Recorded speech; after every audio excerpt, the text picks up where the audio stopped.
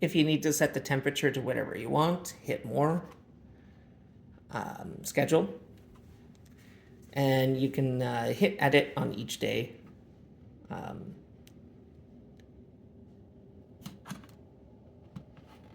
So you select the day, you'll see a tiny check mark. It might be super hard to see in the video.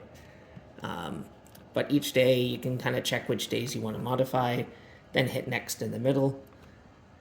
And they'll have like 4 modes: occupied, unoccupied 1, occupied 2, unoccupied 3. And you just kind of hit next, and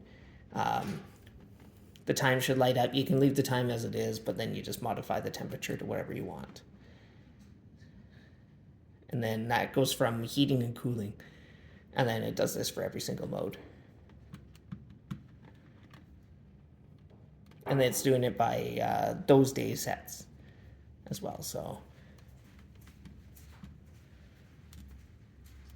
and that's it. And then hit done when ready.